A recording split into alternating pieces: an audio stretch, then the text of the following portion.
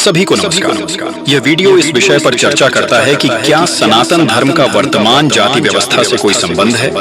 यदि हम यह कहें कि जाति व्यवस्था का सनातन धर्म या हिंदू धर्म से कोई लेना देना नहीं है, तो हम हिंदू धर्म में सबसे भ्रष्ट और सामाजिक रूप से शोषक मुद्दे से बच रहे होंगे। आज हर कोई, चाहे वह हिंदू हो या गैर हिंदू, जानता है कि जाति व्यवस्था और कुछ नहीं बल्कि पुरानी गिल्ड प्रणाली का एक विकृत संस्करण है, जिसके तहत बेटा पिता का पेशा अपनाता था। इससे प्रतिस्पर्धा खत्म हो जाती है और बहुत सारी अवांछनीय और तुच्छ सुस्ती और भाई भतीजावाद को बढ़ावा मिलता है। यह वास्तव में एक तथ्य है कि समय बीतने के साथ अन्य सभी संस्थानों की तरह नीचे बताई गई वर्ण व्यवस्था की मूल अवधारणा भ्रष्ट हो गई और जन्म किसी की जाति की स्थापना के लिए निर्धारण कारक बन गया। धीरे धीरे जाति व्यवस्था हिंदू समाज में सामाजिक शोषण का एक हस्त निर्मित रूप बन गई।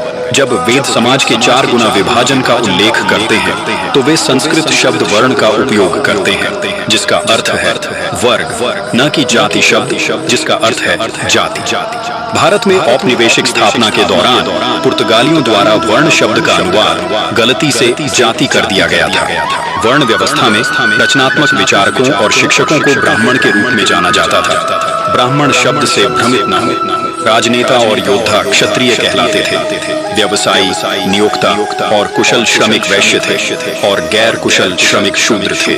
वर्ण व्यवस्था ने व्यक्ति को उसकी योग्यता, क्षमता, चरित्र और उपलब्धियों के आधार पर इन 4 वर्गों में से एक में वर्गीकृत किया, जैसा कि भगवान कृष्ण ने गीता के 4थे अध्याय के 13वें श्लोक में बताया है। वह कहते हैं, गुणों और कर्मों के अनुसार मनुष्य का 4 प्रकार का वर्गीकरण मेरे द्वारा ही बनाया गया है। गीता का 18वां अध्याय व्यक्तियों के प्राकृतिक वर्गीकरण, उनके द्वारा किए गए कार्य की गुणवत्ता, उनके द्वारा अर्जित ज्ञान, उनकी बुद्धि और स्थिरता की गुणवत्ता और आनंद की अवधारणाओं को उजागर करता है।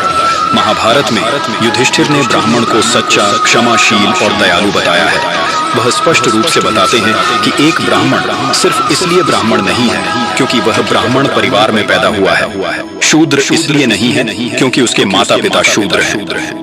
छांदोग्य उपनिषद की सबसे दिलचस्प कहानियों में से एक में सत्यकाम नामक एक युवा लड़का अपनी माँ से पूछता है, मैं धार्मिक शिक्षा प्राप्त करना चाहता हूँ, मुझे बताओ कि मैं किस परिवार का हूँ। माँ जवाब देती है, मैं अपने बेटे को नहीं जानती।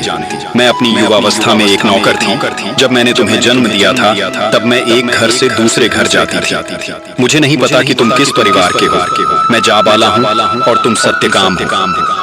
कहो कि तुम सत्यकाम जाबाला हो। सत्यकाम ऋषि गौतम के पास गए और उनसे कहा, गुरुवर, मैं आपसे धार्मिक शिक्षा प्राप्त करना चाहता हूँ। क्या आप मुझे अपने छात्र के रूप में स्वीकार करेंगे? ऋषि ने पूछा, तुम किस कुल के हो? सत्यकाम ने उत्तर दिया, मुझे नहीं पता श्रीमान। अपनी युवावस्था में मेरी माँ एक नौकर के रूप में घर घर घूमती थी और मुझे गर्भ धारण करती थी। वह नहीं जानती कि मैं किस परिवार से हूँ। मेरी माँ जाबाला है और मैं सत्यकाम, इसलिए मैं सत्यकाम जाबाला हूँ। ऋषि ने उत्तर दिया, एक सच्चे ब्राह्मण के अलावा कोई भी इस तरह सत्य नहीं बोलेगा। मैं तुम्हें दीक्षा दूंगा। इससे पता चलता है कि वर्ण व्यवस्था का चलन आचरण और चरित्र पर आधारित था, न कि जन्म पर। यह दिखाने के लिए और भी उदाहरण है कि वेदों की वर्ण व्यवस्था किसी की योग्यता और प्राकृतिक क्षमताओं पर आधारित थी, न कि वंशानुगत जाति संरचना पर। महाकाव्य रामायण के प्रसिद्ध लेखक ऋषि वाल्मीकि एक शिकारी थे।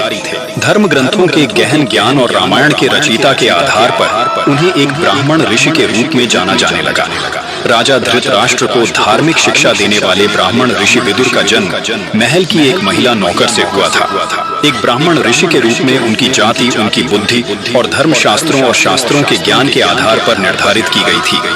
अंतिम लेकिन महत्वपूर्ण बात यह है कि कई लोग महात्मा गांधी को, जो जन्म से वैश्य थे, अपने कर्म के आधार पर ब्राह्मण मानते हैं। उन्होंने और राजा राममोहन रॉय और सर्वपल्ली राधाकृष्णन जैसे कई अन्य समाज सुधारकों ने जाति और अस्पृश्यता जैसी हिंदू रीति रिवाजों और प्रथाओं को परेशान करने वाली कच्ची खामियों और विकृतियों से छुटकारा पाने के लिए लगातार संघर्ष किया है। इन सब बातों से यही समझ आता है कि जाति व्यवस्था हिंदू धार्मिक दर्शन का हिस्सा नहीं हो सकती थी, क्योंकि यह मौलिक हिंदू सिद्धांत का उल्लंघन करती है, जिसके अनुसार व्यक्तियों के बीच कोई भेदभाव नहीं है, क्योंकि सर्वोच्च ब्रह्म सभी प्राणियों के दिल में रहता है। इस प्रकार हिंदू धर्म में जाति व्यवस्था की अवधारणा को कोई वैध मंजूरी नहीं है।